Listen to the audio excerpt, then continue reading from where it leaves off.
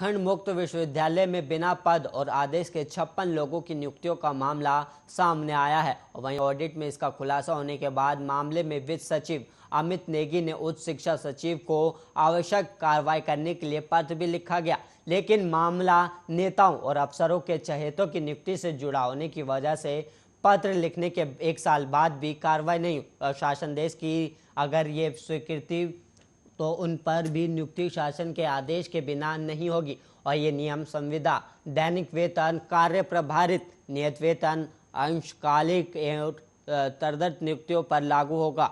स्वीकृति पदों से इतर की गई नियुक्तियां शून्य मानी जाएंगी।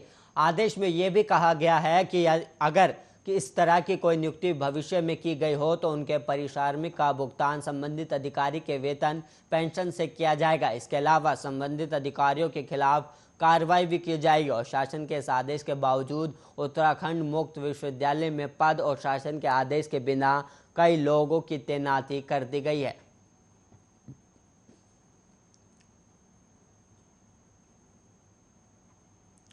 वहीं ऋषिकेश में थाना मुनिकीरेती अंतर्गत बद्रीनाथ राजमार्ग स्थित मालाकुंटी में गंगा नदी तट पर सेल्फी खींचने के चक्कर में एक पर्यटक झूला पुल से नीचे गंगा नदी में गिर गया। पर्यटक के नदी में गिरने से स्थानीय लोगों ने इसकी सूचना थाना मुनिकीरेती पुलिस को दी और मौके पर पहुंची थाना मुनिकीरेती पुलिस और एसडीआरएफ के जवानों ने नदी में सर्च अभियान शुरू कर दिया है और वहीं लेकिन पर्यटक का कहीं कुछ पता नहीं चल सका।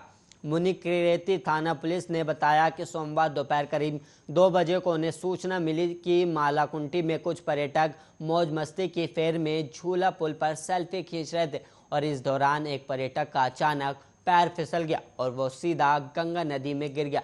नदी का बहाव तेज होने के कारण पर्यटक गंगा में ओझल हो गया और वहीं थाना पुलिस ने बताया कि जानकारी के बाद पता चला कि वो अपने जीजा विनोद और दोस्त विक्की निवासी पंजाबी कॉलोनी बुलंदशहर के साथ यहां आया था और इस घटना से जीजा बदहवास हालत में है और वो इस बारे में कुछ भी नहीं बता पा रहे हैं।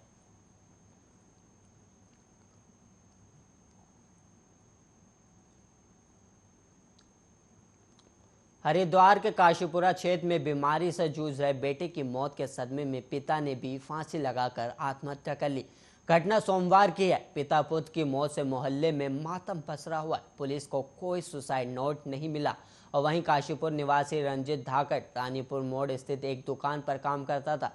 रंजित का 15 साल बेटा सक्षम पैरालाइज और काफी दिनों से गंभीर बीमारी से जूझ रहा था और वहीं सोमवार सुबह करीब 8 बजे समक की बीमारी से मौत हो गई और वहीं रंजीत और उनकी पत्नी उसे अस्पताल लेकर गई, लेकिन डॉक्टरों ने सक्षम को मृत घोषित कर दिया और बेटे के मौत से रंजीत टूट गया और घर पहुंचने पर रंजीत ने बेटे की मौत के सदमे में कमरे में चुनरी का फंदा लगाकर फांसी लगा ली। पहले बेटे और फिर पति की मौत से रंजीत की पत्नी बेसुध हो गई। सूचना मिलने पर पुलिस मौके पर पहुंची और शव को फंदे से उतरवाया और इसके बाद पंचनामा भरकर शव का पोस्टमार्टम कराया गया। पुलिस को मौके से कोई सुसाइड नोट नहीं मिला।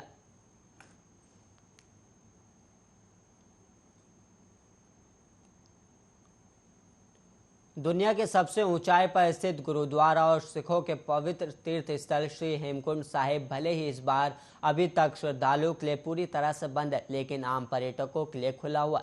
यहाँ इस समय पर्यटकों का तांता शुरू हो चुका है और वहीं अब तक 3200 पर्यटक हेमकुंड साहिब पहुंच चुके हैं।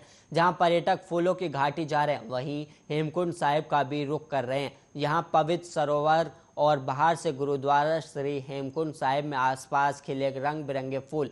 हेमकुंड सरोवर गगनचुंबी पर्वतों के दर्शन कर पर्यटक वापस लौट रहे हैं और इस बार कोरोना काल के चलते अब तक 4 धाम यात्रा बंद है और साथ ही श्री हेमकुंड साहिब के कपाट भी पूरी तरह से बंद है। उत्तराखंड हाईकोर्ट पर सबकी निगाहें टिकी हुई हैं। वहीं पर्यटकों के लिए पर्यटन स्थलों के साथ हेमकुंड साहिब भी खुला हुआ है। इन दिनों यहां पर्यटक पहुंचकर यहां का दीदार कर रहे हैं और बहुत उत्साहित हो रहे हैं।